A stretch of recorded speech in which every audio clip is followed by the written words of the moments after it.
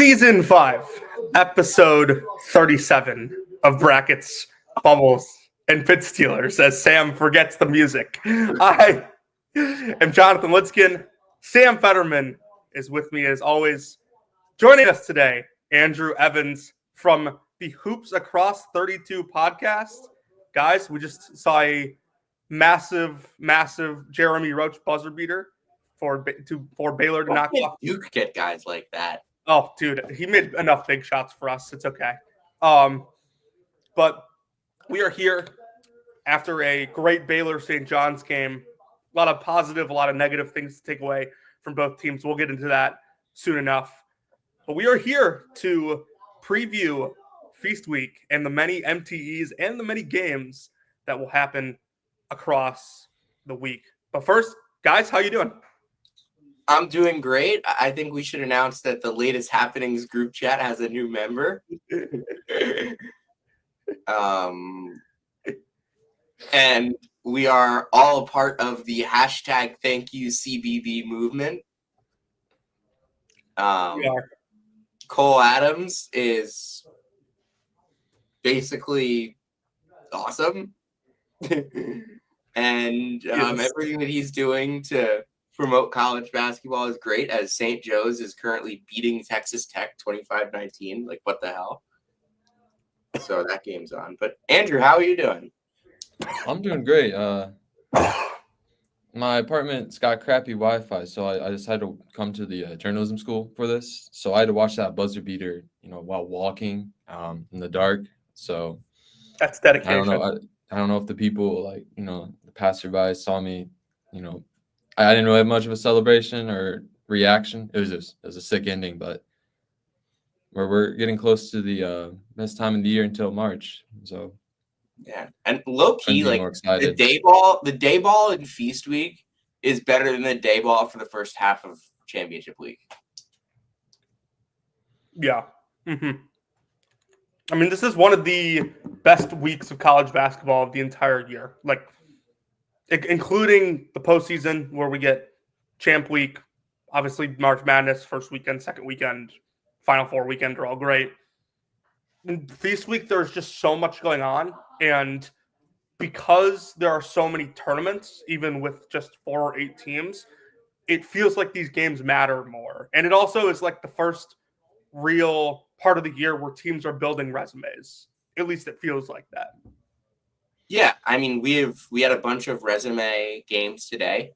I think the one that caught my eye the most was that Seton Hall stole an opportunity away from VCU. VCU is not going to get a ton of quad one opportunities, especially after losing to Seton Hall. They were going to have an opportunity to play the winner of Vanderbilt, Nevada. Now they're going to have to play the loser of Vanderbilt, Nevada, and that game's going on right now, I believe, and it's coming down to the wire. It's a 4-point game with Vanderbilt ahead by 4. Wait, I just said that. It's a 4-point game with a minute left, and Vanderbilt ahead. Nevada just took timeout. St. Joe's is up 9, by the way. St. Joe's can do this. St. Joe's is talented enough that they can beat teams like this. Oh, no doubt. I didn't think they would because, I thought Texas Tech had a pretty significant coaching advantage, but it doesn't totally. And a pretty significant talent advantage, if we're being honest. Yes, but it doesn't significantly, it doesn't surprise me that St. Joe's is able to be doing this right now. Yeah, they're one of those teams that they're dangerous when they're on. It's just a matter of that. All right, let's move on. Let's talk. Do we want to just go through these MTEs? Well, I want to talk about what happened tonight first. Okay. Yeah, let's do that. Final score: St. John's 98, Baylor 99 in double overtime. Jeremy Roach with a 3 in transition at the buzzer to win it for the Bears. They'll now face the winner of Tennessee, Virginia, which is coming up here in a couple minutes in the championship of Baha Mar. Sam, your thoughts on the game as a whole? I think both teams were gassed by the end. St. John's came out on fire defensively. Baylor couldn't miss down the stretch, except for VJ Edgecombe. He couldn't make anything. And at the end of the day, Baylor had the last possession in a game that turned out to be a shootout. I didn't think it would, the way the first half was going, the way St. John's played defensively. But that was just, look, you can't be 16 for 28 from the line. I know what Rick Pitino, the first thing he's going to say is press conference, credit to Baylor, but we cannot be shooting 57% from the line. That is easily the most obvious thing that Rick Pitino will ever say. Yeah, I think that in the second half of that game, Baylor flipped a switch that like we really hadn't seen from them this season. Yeah, that's better, Sam. I wasn't comfortable. It's okay. Baylor flipped a switch that we really hadn't seen from them this season. Yeah, they get blown out by Gonzaga. They beat an Arkansas team who we're not really sure what they are yet. They needed that win. St. John's kind of needed that win too, but I come away from that, no matter how bad St. John's played in the second half, thinking that both of those teams are going to be NCAA tournament teams. Not sure what seed, not sure how high, but they both look like NCAA tournament teams to me, despite the fact that, it wasn't a flawless game from either team by any stretch of the imagination. Tail at two halves. Baylor blew a late lead in overtime to send it to double OT and somehow found a way to win.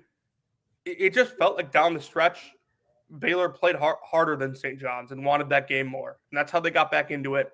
And then once they got close, back and forth stuff, bounces ended up going Baylor's way. St. John's just didn't make enough free throws. Like, they could have put this game away at the line, and they didn't. Andrew? Yeah, I think obviously people are going to talk about the free throws, but down the stretch, I agree with Jonathan. I think the Baylor just was playing harder. I liked they made that three. I don't know how much time was left, but they immediately went right into a trap, got the ball back.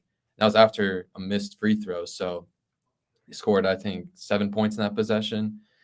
And that felt like the turning point to me. That felt like, that extended the game. It eventually went to overtime. And they just had more juice at the end. And obviously when it comes down to a shot like that, if you're St. John's, if you're going to lose, you might as well lose like that. But there's a lot to work on. Lose after a missed free throw. Either if you're both these teams, you're walking away from it, especially St. John's, there was a lot of missed opportunities. It would have been the same case for Baylor. It really did get sloppy down the stretch as the team started to, run out of gas. I thought RJ Lewis played a good game. Mm-hmm. Yeah, I thought he did too. And Zuby and Aaron Scott. I'm still not close to sold on Simeon Wilcher. Just not close to there. I think they need to start Aaron Scott over Simeon Wilcher. Committed too many fouls. Wasn't able to stay on the floor as long as they wanted him. It was a 50-minute game. He played 27 minutes. And he didn't even play well in those 27 minutes. No, he hit a pair of threes. He just wasn't doing much. He turned it over four times. There were a couple times down the stretch when I thought Kadari Richmond was being very nonchalant. Yeah, that pass that went off of a player's foot. Yeah, he threw a pass that he was putting a little flick on it, to spin it sideways, and ended up being a ball violation. It didn't hurt St. John's, but just felt like, you're Kadari Richmond. You're one of the best players in the Big East. You're one of the best players in the country. You're one of the best defensive players in the country. I didn't think he was terrible tonight by any means. I didn't even think he was that bad. I just think that if St. John's wants to Hold on. The recent tweet from the Field of 68 is really interesting. Looks like the clock started late on the buzzer beater. I'm gonna play it for you. Do we think I don't know if you can tell. Does it matter at all? We're like you would have gotten it off anyway. Oh, again, we're gonna have to see. I'm just gonna find this tweet from the Field of 68. But keep talking for a second.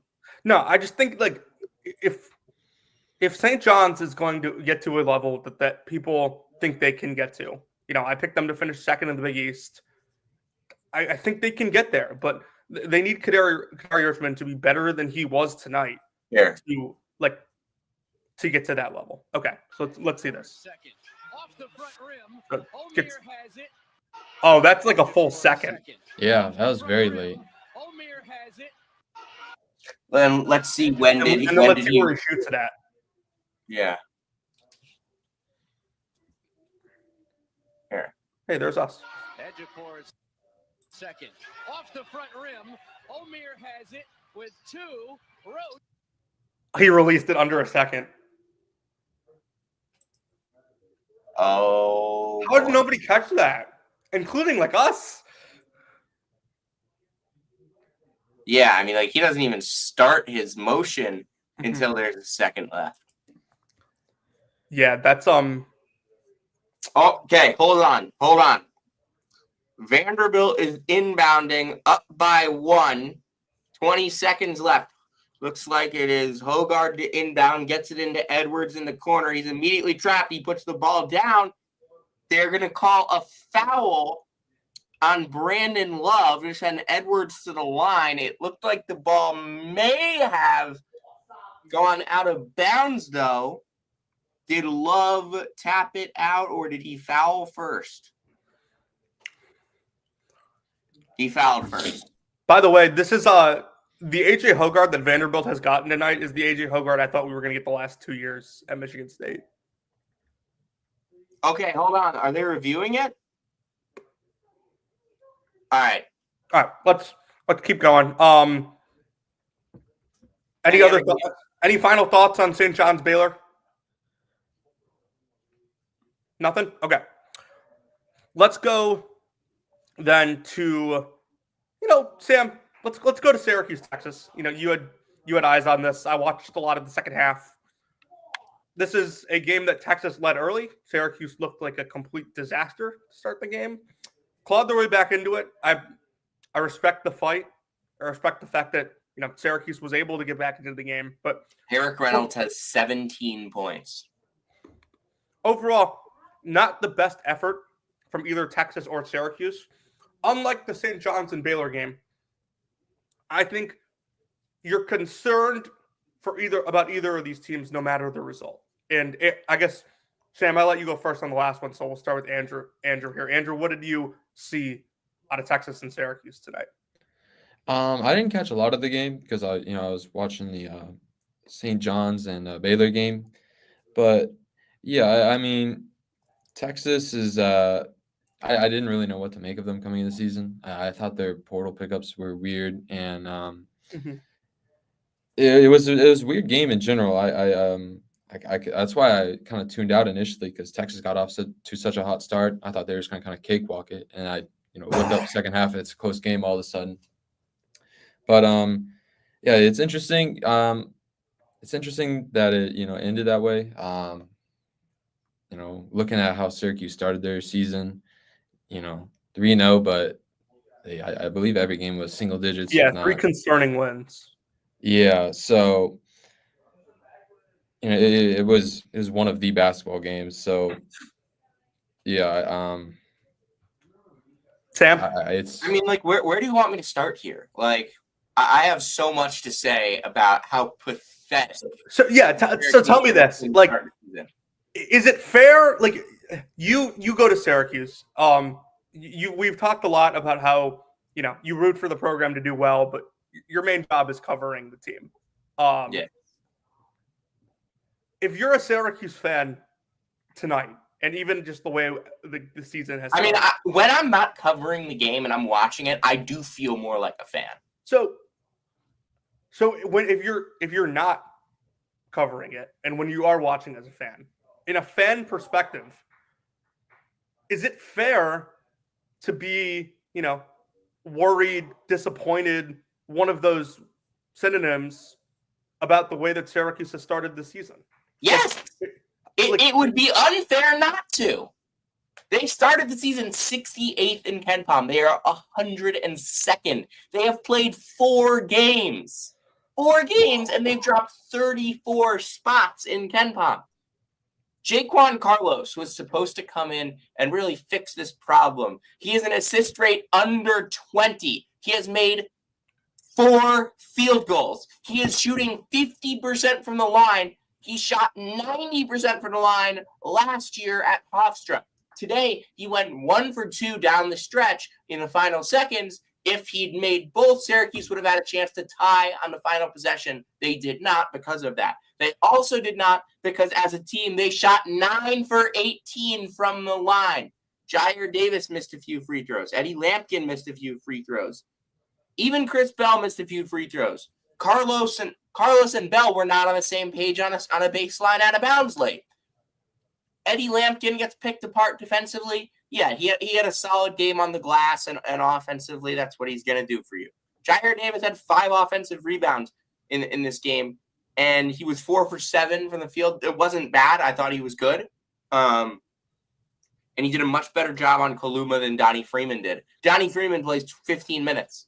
5-star freshman starter on day 1. He played 15 minutes today because he cannot guard. Like, he had a 148 offensive rating today. His offense wasn't a problem. He scored 9 points in 15 minutes. He couldn't guard Arthur Kaluma. I don't want to argue with the rotations down the stretch because holy Reynolds is just tried a shot from 30 feet. He missed. But I don't want to argue with the rotations down the stretch because they brought the team back. But I was surprised we didn't see Petar Mastorovich today because he gives effort. First 25 minutes of this game, Syracuse looked dead. They looked like they had no energy. Last 15, really good energy. Just missed free throws. Yeah. Trey Johnson shot 4 for 18 from the field, and you lost. Trey Johnson shot 4 for 18 from the field. They got nothing from Jordan Pope and Julian Larry. They got very little from Caden Shedrick on the offensive end. Mark didn't play much. And you lose. Texas played like their D game in the second half. They played their A game for the first 15 minutes. They played their D game for the last 15 minutes, and they played like their B game in the middle. Yeah. I mean, if you're Syracuse, to beat these teams, and I don't even think Texas has looked particularly good this season so far, but to win these kind of games, you've got to play more than 30 minutes. More than 20 minutes. And Syracuse didn't do that tonight. And you have to be better than 50% at the line. I think Syracuse fans have a right to be disappointed right now. I expected more from them. I know you, Sam, even you who were way lower on them than me, expected more. This is not a good basketball team yet. And that's not to say they might not be at some point in this season, but right now they are not. The fact that this was not just their best performance of the season, but by far their best performance of the season is bad. Really bad. Mm-hmm. Turn on Memphis, San Francisco as well. It's 10-7 San Francisco after. Yeah. Okay, so let's sort of get through these. I forgot that we have a feast week to preview. Yeah. I'm so angry watching Syracuse. I forgot we have Maui. We have Atlantis. We have everything. Where do we want to go rest of the slate today? Because there were MTs going on during the day. I talked about VCU Seton Hall. I want to shout out Chauncey Jenkins. Mm-hmm. That's a dude emerging for Seton Hall. I think Ben McCollum has Drake as maybe the best team in the Missouri Valley. I texted you this earlier today. I might be ready to say Drake's the best team in the Missouri Valley. What gives me pause is they have basically no bench. But that first 5 of Sturts, Manwu, how do you say his name again? It's Manwu, Abreu, Mascari, and Jackson and then also Nate Ferguson as the sixth guy. Mhm. That's a group that can play with anybody. I would say, as long as Manu's staying on the floor, that is. He is a foul machine.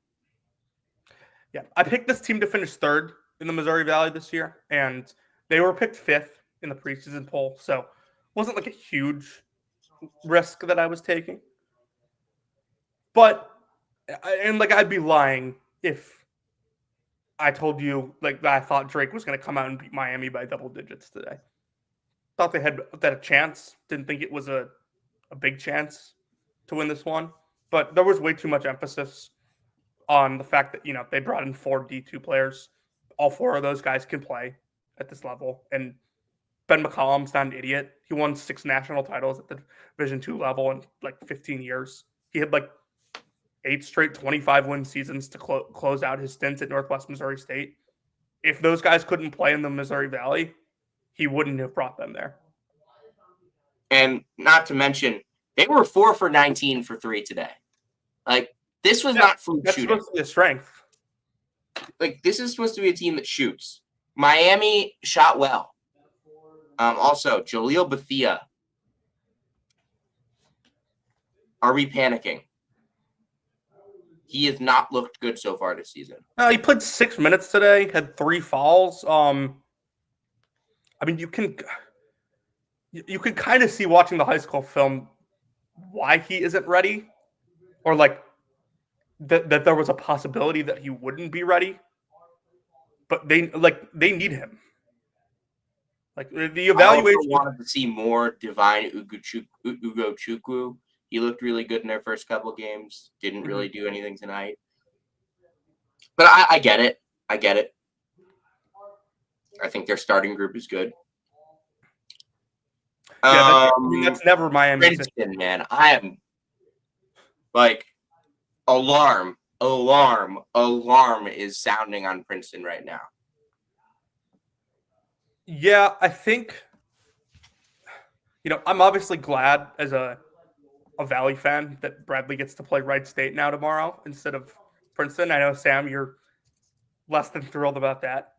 Like, I mean, it'll just make it even better when Drake beats them.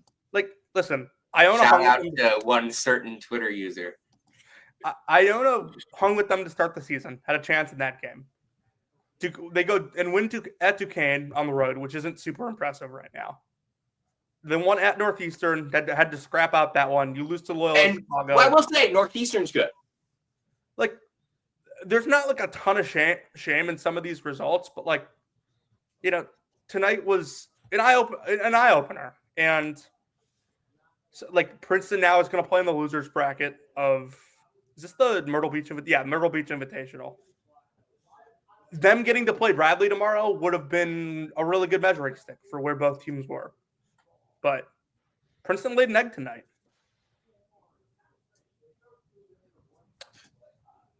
Is there anything else that I wanted to mention? Washington State has made 12 threes at the half. Shout out to friend of the program, David. David is beating his former team. I saw Eastern Washington last week live at Mizzou Arena. They'll compete in the Missouri Valley. I don't think they'll. In the what?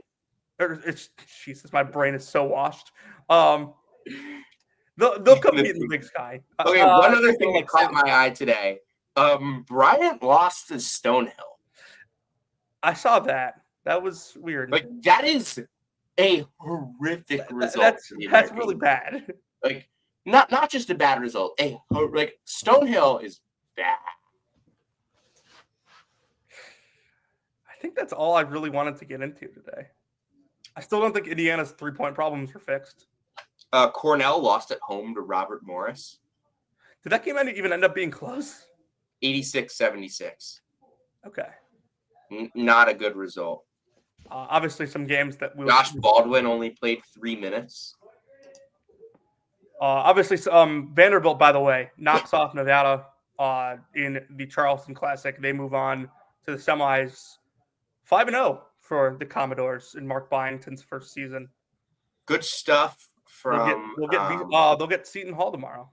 Tyler McGee for UC San Diego. He scored 27 points. He scored 20 in 3 of their 5 games. And they beat LaSalle, first loss for the Explorers in the Nick Lawrenson era. Yeah. I picked UC San Diego to win that tournament. So I picked them to win in the Silver Sword. Good win for FAU. The boycott is over, so I watched it. That game was back and forth the entire way. FAU had a late 11-1 run. Kiki Tandy was really good. All right, should we get into previewing some of these tournaments coming up? One more thing. Bryce Lindsey. That guy rocks. Yeah, he scored 28 points. 26 of them were in the first half. JMU freshman. All right, let's start previewing some of these. At Texas A&M last year. I did not know that. All right, let's start previewing some of these MTEs that are coming up. Why don't we start with the Players Era? Yeah, let's, because that's a really exciting event. It's really unique, and it's new, and it's not part of Silver Sword. So Players Era Festival, Invitational Festival, whatever it's called. It's the festival. This is which, by the way, for 30 minutes we thought was the Fire Festival. Yes, the website went down, and we thought it was canceled. When was this? Early September this happened? Yes. Okay, so 8 teams in this MTE: Alabama, Houston, Texas A&M, Creighton, Notre Dame, Oregon, San Diego State, Rutgers. Here's how this is going to work. These 8 teams split into 2 pods, 2 groups of 4. They play 2 games, and then they have a championship day where they pair up the 2-0 teams, 2 1-1 teams, etc. $9 million in NIL is being distributed from this MTE. We are truly in a new era of college basketball now, with actual games being played towards NIL. It's funny, these guys are literally cashing game checks from this. Who wants to start here? I want to start. The fact that we get Houston, Alabama, and San Diego State, Creighton, and Oregon, the fact that we get these teams playing each other this early in the season rules. Especially Houston. Don't we also have Duke, Kansas in Vegas? Yes, that's Wednesday. Or sorry, Tuesday. So we will have on Tuesday in Vegas San Diego State, Creighton, Oregon, Texas A&M, Houston, Alabama, Rutgers, Notre Dame, and Duke, Kansas. Yeah. Good stuff. Creighton and San Diego State, by the way, are they just can't. They're inseparable. They're attached at the hip. Shout out Austin Mitchell. So yeah, the pods are. By the way, Memphis has scored 7 points in 8 minutes. I keep calling these they're pods. They're groups. It's the impact they're called divisions. There's 2 divisions. Do you know the names of the divisions? Yeah, they're impact and power. Andrew, what do we think of that? The names? Yes. I'm not sure where they're derived from. So, that's my question. Yeah, it's kind of I forget what the name of the groups were back in the whenever the PK invitationals are, but it's just kind of random words. Those were the PKI and the Phil Knight Invitational and the Phil Knight Legacy. Yeah. This one, they just sat down and were like, all right, let's think of some buzzwords here. Yeah. not even buzzwords, the words that if you went into an office and it was modern design, it would have these words in a word cloud on the wall. Power, impact, by the way, leadership, management, effort, that stuff. But by the way, vision. Some of the tip-off times for these are absurd. Notre Dame, Houston is slated to tip off at 12:30 a.m. Eastern on Wednesday, November 27th. Actually, Where, no. where it's Sam slated lives, to it will be Thanksgiving already. Yes. It's a little more palatable for me. Shout out Yeah, Arizona out on time. the West Coast, you'll be just fine. But yeah, this Yeah. is So the impact group is Houston, Alabama, Rutgers, Notre Dame. Power group is San Diego State, Creighton, Oregon, Texas A&M. In my article, I picked Houston over Oregon in the final. I'm going to go Houston over Creighton. I'll go Houston over Oregon as well. Mainly because I just think Creighton has looked better than Houston to start the season.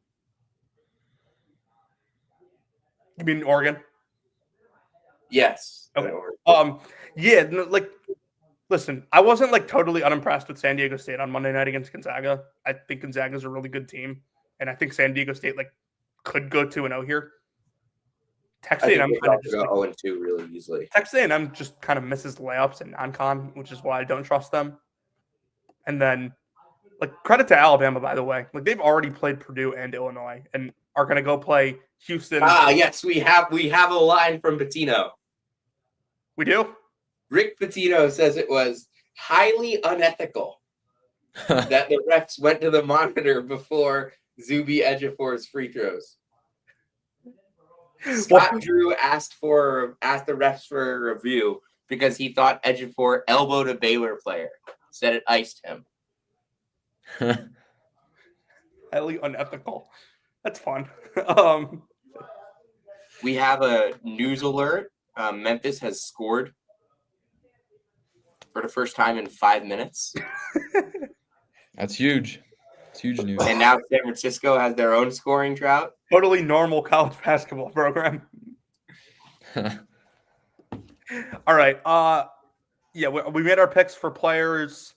Let's start to get through these MTEs that are on Silver Sword. Greenbrier tip-off starts tomorrow. That is a 4-team MTE. Pitt, Wisconsin, LSU, UCF. I went with Pitt in this one, mostly because I think Wisconsin's getting a little overrated right now. I don't think that, they're going to go 41 for 47 from the free throw line every time they play a big game. I don't think they're going to go 41 for 47 from the free throw line in this tournament. I don't think they're going to get 47 free throws in the tournament. I do expect Pitt and Wisconsin to meet in the championship, which would be a basketball game that I'm very intrigued to watch. Pitt is all the way up to Imagine saying that a month ago. Pitt, Wisconsin is a basketball game I'm really intrigued to watch. It's already up to 15 in Ken Palm. So I'm interested to see, the early season Sam Fetterman proclaimed computer trickers. Last year it was BYU. It was BYU last year. Who won an MTE last year, by the way? What did they win? It was one of the ones out in Vegas. Oh, that's right. Or maybe it was they beat ASU by 30 points. I remember that. I watched that against my will. ASU's had some real tough results in non-con over the last couple of years. I remember when they lost to San Francisco. The San Francisco 40. game. That was I have Wisconsin for what it's worth. Andrew, who you got here? Greenbrier tip-off. I'll take Pitt. They might be computer trickers. They might be, but I still like them regardless. I like Leggett and Lowe. Tell Grant to shut up. I will mute myself. Sam, go on to the next one. Paradise Jam. I think that if Kansas State doesn't win this tournament, alarm bells should be ringing. McNeese is good. UAB is good. Liberty's good. The bottom four. I like Longwood as a mid-major. If Longwood were in a couple of these other tournaments, I would probably pick them. Mm-hmm. They're not winning this. They're probably not winning a game. Actually, I think they start with Louisiana, so maybe they do.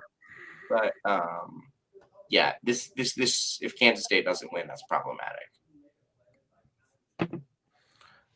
I picked Liberty to win this one. I watched them early in the season. Thought they looked much improved. It's a program that consistently wins a lot, and I don't really feel like there are a lot of teams I'm confident in here. Kansas State looked really bad against LSU last week, and they just don't look like a cohesive basketball team right now. UAB and McNeese have showed some flashes, but they've also been inconsistent to start the season. You know, I don't like this. This felt like a good chance in Silver Sword to take a team and risk some points here. Like I'm getting 8 points for if Liberty wins this one. I also said in my preview that watch out for Longwood and Illinois State. Both of those teams could make some noise here. I don't think either of them will win it, but certainly could maybe steal a first round game. Moving on to Cayman Islands. Again, I looked at this, and Boise State is just way better than everybody else. Yeah, listen, I like High Point. Boise State's the best team in this tournament by far. They should maybe not smoke everyone, but the man of the hour or the week, I guess. Hashtag thank you, CBB. Andrew, who's winning the Cayman Islands Classic? I'd have to go with Boise State as well. Yeah. I mean, you kind of got it hammered it right on the head there. They're just better than everyone. Listen, if High Point wants to get in that large, this is their chance. Gotta go win this tournament. Yeah. I mean, look, High Point is undefeated right now. They're 5-0. They are favored in all but one of their game in all but two of their games right now. Does not include a potential matchup with Boise State or Boston College. They would be favored against Boston College. They would not be favored against Boise State. You want to get in that large? Win this Boston tournament? College being an underdog to a Big South team should get Earl Grant fired on the spot. Like, come on, dude. They would have been an underdog under Jim Christian. They would have been an underdog before Jim Christian. Would have been. Who even was their coach before Jim Christian? When was the last time Boston College made the NCAA tournament? Al Skinner. Friend of Patelis. Al Skinner wasn't the coach before.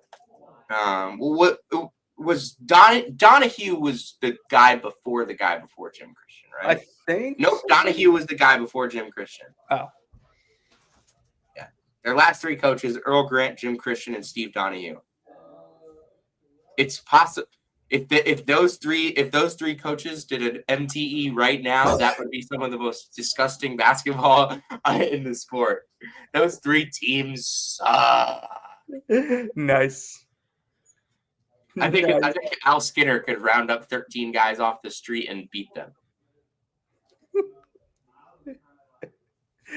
All right. Al Skinner is 72 years old and hasn't coached basketball in 5 years. The Sunshine Slam. This is the beach division. Do we want to discuss the secondary divisions too, Sam, for some of these tournaments? Okay. I straight up, San Francisco's winning this tournament. Yeah, I picked San Francisco. This is Clemson, Penn State, San Francisco, Fordham. All four of these teams have done intriguing stuff to start the season. I guess Clemson really hasn't. Intriguing stuff is losing to Manhattan.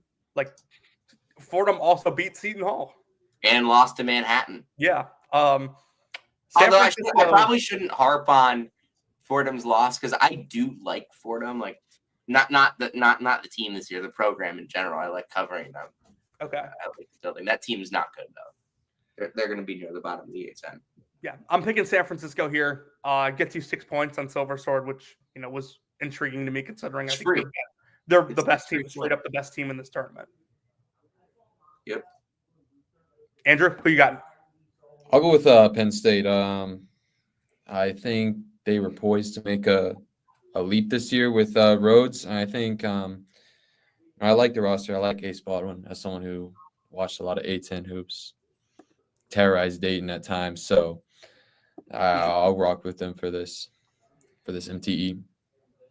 Yeah, Penn State's had a really good start to the season. Yannick Niederhauser has really been everything that they've hoped he would be. For what it's worth, I have Radford. I have Drexel. Really no reason. I don't know anything about any of these teams aside from Drexel and Chicago State. So I just went with Radford for the points. Hashtag for the points. That's a hashtag you've used. It is. Not in this context. Fort Myers tip-off, Beach Division. Xavier, Michigan, South Carolina, Virginia Tech, and 14-team MTE down in Southwest Florida.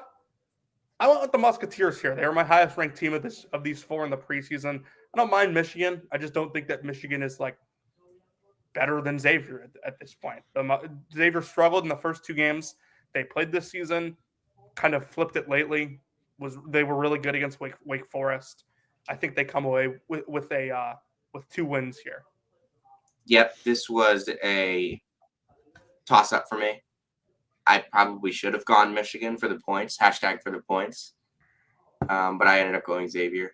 I'm interested to see the combined total that Virginia Tech loses by. It's going to be a lot.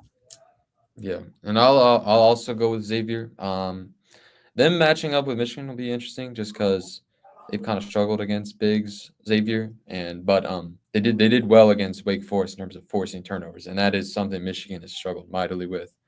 And ultimately, I just I was high on X before the season, so I'm gonna keep rocking with them. Who did you pick in the Palms, Jonathan? Miami, Ohio. Although Jacksonville beat Virginia Tech last night. I think all 4 of these teams beat Virginia Tech. I went Siena.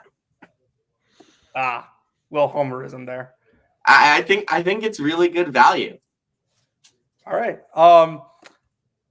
Maui is next. This is a loaded field. Auburn, Iowa State play each other in the first round. I'm not sure how that happened. That's why I avoided both of those teams. Yeah, I did the same. The rest of this field, UConn will play Memphis. Michigan State plays Colorado. UNC plays Dayton. I have that right. Yes. Yeah, okay. I went with UConn here. First of all, the fact that they're – I know this is done by, like, KenPom ranking, but, like, the fact that UConn is worth more points than Auburn to win this tournament, I think is a bit outrageous. You know, I know it's not really anyone's fault, but I just thought it was good value. And the fact that, you know, Auburn, Iowa State, UNC are all on the other side of the bracket. UConn would not have to play any of those teams until the final. So It's possible that teams 2, 3, 4, and 5 in the rankings for this tournament by KenPom by the end of the season are the bottom half of this bracket. Yes. Or at least 4 of the 5. And UConn being the 5th. Like, Dayton could be better than Michigan State and Memphis. Yeah. We don't know that's not true yet. Yeah, Michigan State has looked far from impressive this season. Also, just, you know, Michigan State has looked far from impressive for the last 5 seasons. I'm not also just like not going to doubt UConn until they give me a reason not to. Yep, I'm with you. Or I guess until they give me a reason to. Andrew, you with us? You picking UConn? Yeah, they've dominated. Like, I mean, that's kind of the reputation they started to get under Hurley, is that they just dominate non-conference opponents. And then you factor in the fact that they're on the easier side of the draw, I feel like is a pretty easy pick to make for me. Tennessee, Virginia has 16 points scored in 9 minutes of game action. As as a friend of the program, Anthony Christensen would say, vile hoop. This is vile hoop. But yeah, no, Maui's always great. By the way, Civil War right now. I know. Is Oregon State leads at half. plus 10. Oregon State leads at half. Oregon State has actually been like Liu, the guy from, I think it's got to be Lithuania or something, maybe Latvia. Leo Terrace has 13. Yeah. And Michael Ratai, 15-6. Oregon State had actually been like hammering teams to start the season. So like, I don't know where this came from. Wayne Tinkle figured that his job was on the line, and you know he starts winning games. Let me see if I got that right. I got it. I am not bad with European names. Congratulations. Cancun Challenge Riviera Division. I picked Belmont here. Little MVC home, but they have been good since the Furman loss. Loyola Marymount has not looked great so far. Tulane, Wyoming, I don't think are any good. So I'll ride with my MVC guys here. Me too. I'm not picking a team with Michael Ealy to win. I'm not picking Stan Johnson to win. Yeah. And I don't know anything about Wyoming yet. I like Sonny Wicks, but like how much of how good he was last year was Noah Reynolds. Yeah, that's a rebuild right now for sure, with Jeff Linder spontaneously leaving to go be an assistant at I Texas will Tech. say, Obi Ogbeam has been really good. Who'd you pick in the Mayan division? North Dakota. I picked Gardner Webb. Trace and Eagle. Yeah. I know nothing about these 4 teams. Oh, I know about Trace and Eagle staff. That's the only reason. Battle for Atlantis. Gonzaga. I took Gonzaga, and I will go out there and say it is more than possible that Gonzaga wins 3 games here, all by double digits. That's what I was literally just about to say. Like, we are reading each other. We have made the same pick like on over half of these. I mean, we just talk too much. Like, Gonzaga so far has looked like one of the best teams in the country. I said the other day, even last week, that they were the team right now that I felt most confident about to get a number 1 seed in the NCAA tournament. And I stand by that. Arizona, I don't think they were as bad as they played against Wisconsin, but I certainly don't think that they're at Gonzaga's level right now. We'll see them play Duke tomorrow night. Maybe they clean up some of those issues. Indiana, I don't believe in quite yet. Same thing with Louisville, Oklahoma, Providence, West Virginia, and Davidson. None of these teams are giving me a reason to think that they would beat Gonzaga at this point in the season. I'll go with Gonzaga as well. I just think, especially because they schedule so hard in the non-con, they're so well prepared for these games, and they're just more talented, better coached. They check all the boxes, so I'll go with them. Although I think Arizona has the best chance to beat them. Obviously, they're other best team. They are a team that has dominated MTEs in the past under Tommy Lloyd. They haven't lost an MTE since Tommy Lloyd. I mean, they hadn't lost a November game until last week under Tommy Lloyd. They are big. They are physical. They are fast. They're aggressive. They do everything. They can beat Gonzaga, but I'm going to lean with the Master over the Apprentice. Yeah. ESPN Events Invitational. This was my boldest pick of Feast Week. Oh, did you go Wichita? I went Wichita here. So Florida is obviously the best team in the MTE here. I think Wake Forest is probably the second best team, but those 2 teams play each other in the semifinals. I have no idea how that happened. So I'm not sure Wake Forest is the second best team, having watched them early this season. You think it's possible Wichita is? Yes. So Wichita, it's not a guarantee, but Wichita should beat Minnesota. Minnesota's really depleted right now. They're dealing with injuries already. I don't think they're that good to begin with.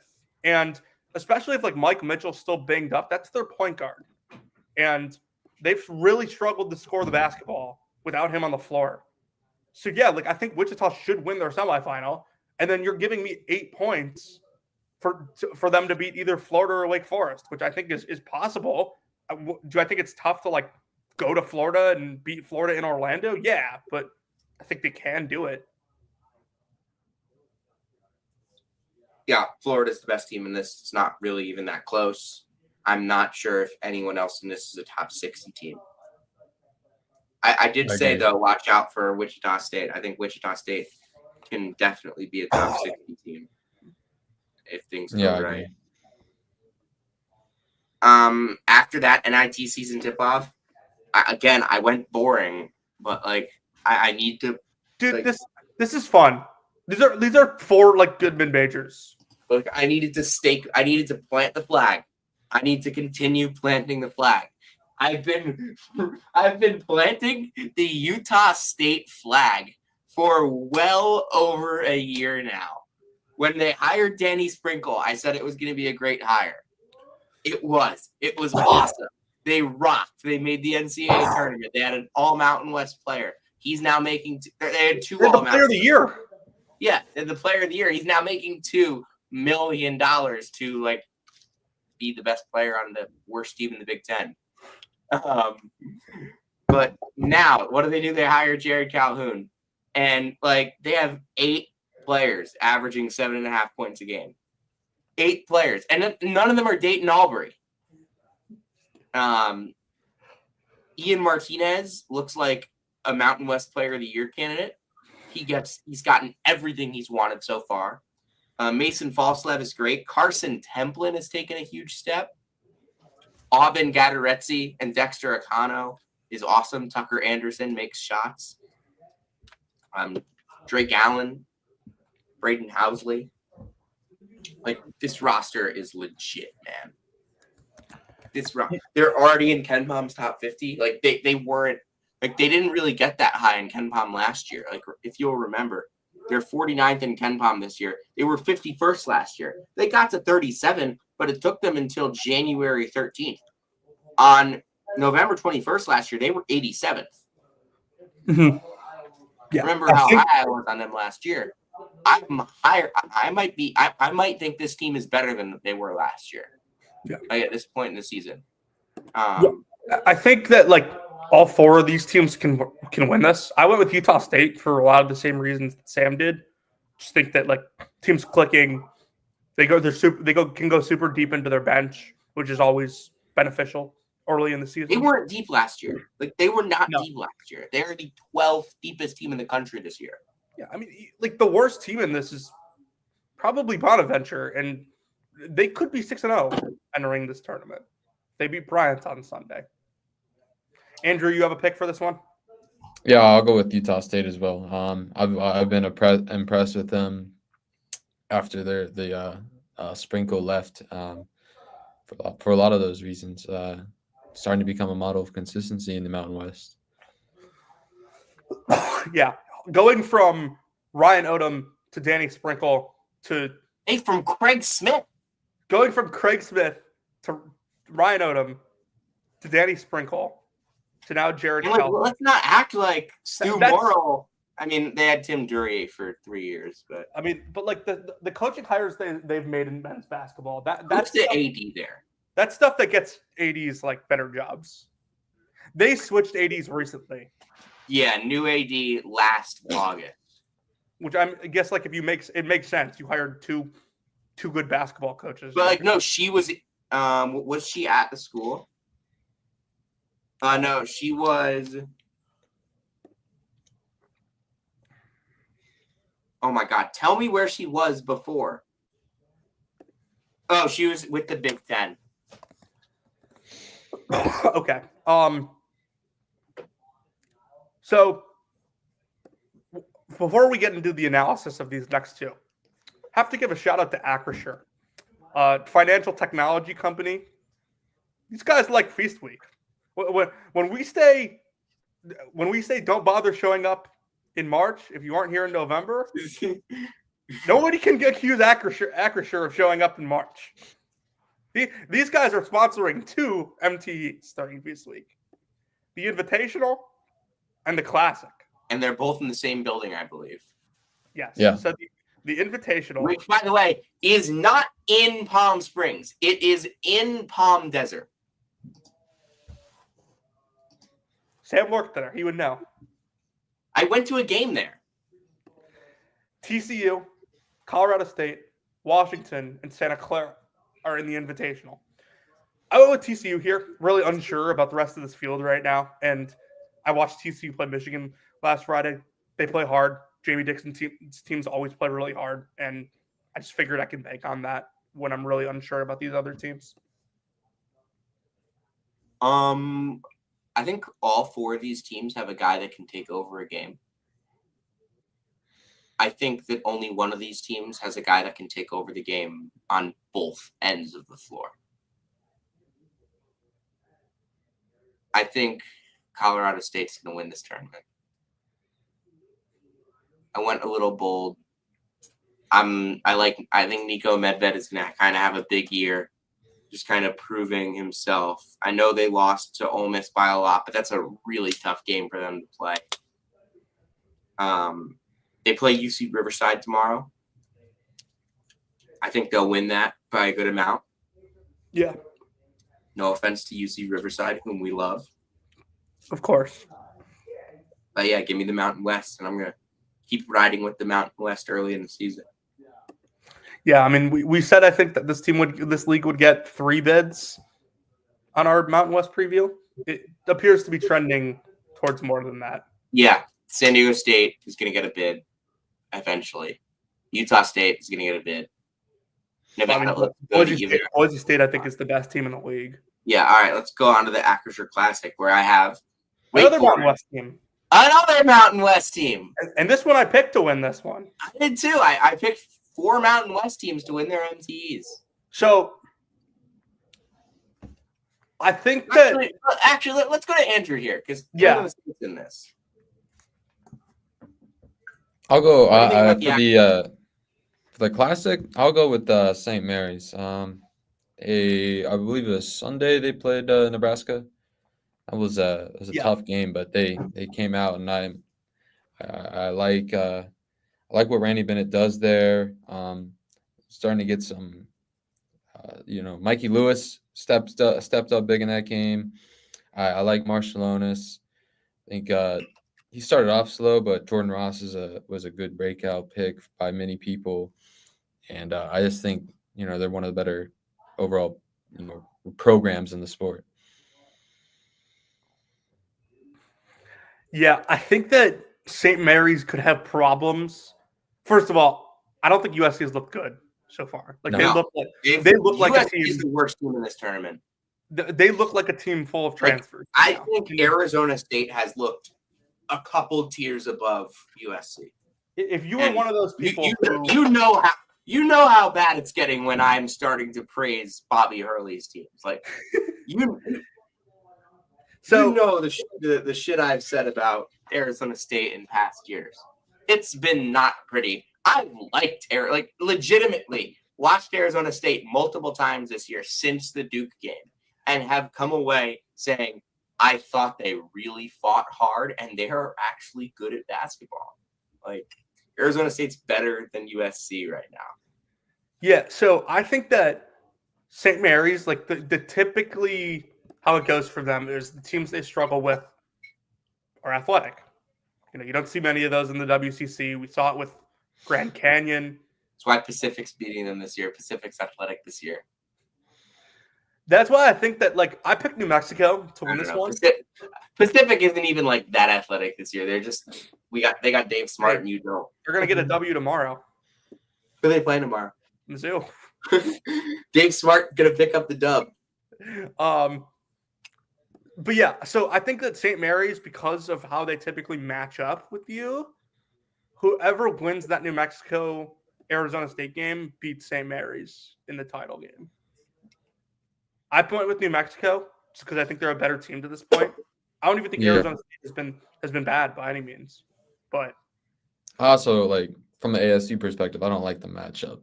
ASU struggled turnovers this year, and if there's one team where the turnover problems will get punished, it'll be a team like New Mexico they've also struggled. They just struggled to guard at times, and Donovan Dent is a problem if you can't guard. Rady Children's Invitational. I cannot tell you how badly I wanted to pick BYU. Jonathan, did you pick BYU? No, I picked Purdue. It didn't feel right to go with anyone else. Yeah, that's kind of where I landed. I remember texting you last year about how perfect of an MTE team Purdue is, and they do it every year because they always return so much. And Purdue, they still return a ton. They still have an All-American. They have the best point guard in college basketball. Let's call it what it is. Braden Smith is the best point guard in college basketball. They have him. They have Trey Kaufman-Renn returning. They have Fletcher Lawyer returning. And CJ Cox has looked awesome to start the season. These freshmen are ready for the moment. Even without Daniel Jacobson, I think they're ready. But man, I wanted to pick BYU so bad. I wanted to plant my flag on the Cougars, plant my flag on Kevin Young, plant my flag on Yegor Deming. Demon. Maybe not. Igor Demon. Deming the Demon. By the way, Saturday, BYU hosts Mississippi Valley State. Can we get a So- score prediction from all three of us? I will say BYU 97, Mississippi Valley State 50. That's too high. 46. Give me BYU 102. Mississippi Valley State's Twitter account blocks out the score, and Mississippi Valley State scores 50.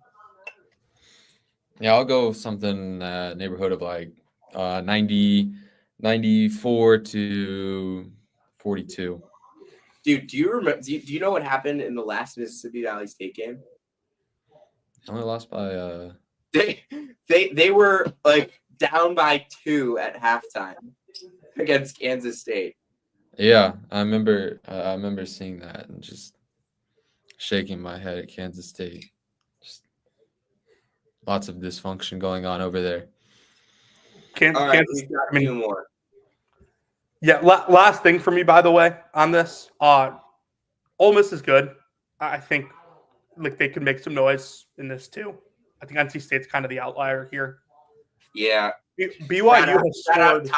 Shout out top 5 NBA draft prospect Paul McNeil for doing absolutely nothing to start the season. BYU has played 4 games. In 3 of them, they've scored 1.28 points per possession or better. That's an Paul elite McNeil has 6 points in 4 games. That is exactly where he was ranked on that one NBA Twitter user's big board. All right, Arizona tip-off. Mississippi State, Northwestern, Butler, UNLV. Mississippi State's really the only team that's looked good out of these 4. I don't really trust anyone else. Butler lost Austin P. Northwestern kind of messed around with Eastern Illinois. UNLV, at this point with them, it's just I'll believe it when I see it. Miss State, I like them genuinely high on, and I think they're a good team. Me too. Same thing. Yeah, I didn't realize until I checked this like last week that it's in Tempe, so it's in Mullet Arena. I gauging my interest if I want to go or not, but I'll go in Mississippi State. I almost want to just go to watch the Desert Division with Bowling Green, just to watch. Yeah, Marcus Johnson. Marcus Johnson, And just our to say I favorite can see Todd some of them Simon, play. Eric Reynolds, cash money. St. Joe's by 6. Shoot, I took Texas Tech money line at halftime. Oh, they're gonna win this game. Don't worry. No, 1 for 12 for Desert 3. Division, I took Weber State. I went New Mexico State. Want to plant my flag on Zoddy Jackson being an all CUSA point guard. Well, what was your score for the Chaminade Grace Christian game? I said 95-67. I said 82-71. Is it Grace Christian is like a USC? I have no idea. I have no idea. I did not waste my time looking into these schools. I looked up like what they were to see like if I'm going to be off the mark. Okay. Anything else? There's a couple other big games Yeah, going on during Feast Week that are not related Duke, to Arizona. What'd you say? Duke, Arizona. Duke plays Kansas next Tuesday. As well. Arkansas, Illinois from Kansas By the way, City. big one tomorrow night. Utah State and Iowa. Ooh, that's a fun one. Give It me is. the Aggies, baby. Oh, you're going to be insufferable if they win. Oh man, I love this Iowa team too. Like I'm high on Iowa. If Iowa blows them out, I'm calling you and talking your ear off about how they're going to be a 4 seed. Dude, like if Iowa blows them out and they're a 4 seed, like I love this Iowa team. I think they're really good. Dude, Marquette, Georgia on Saturday morning on Flow Hoops. What is this woke nonsense? I know. That'd be such an intriguing game to watch. What else? I will be at Mohegan Sun this weekend. 4. Look at the games. I know. I'm looking at CBS. I guess I have to go. What day are you going? Saturday and then Sunday night. Saturday and Sunday nights. So Saturday, you are going to be at Temple, UMass. Yes. Is that it? Oh no, Vermont, Delaware. Yep. And Is there a third? yep. Hold on. The third's going to be a bloodbath. Yale, Fairfield. Oh boy. Yale's going to win that game by 20. And then I'm assuming Sunday night it's just they flip opponents around. Sunday night is just Yale. It's just UMass Florida State. Oh, you get to watch the. You say it. No, I'm not saying it. Wait, no, they changed the schedule. It's They did? Delaware Yale, the last game that day. Oh. Let's go. I don't have to watch the.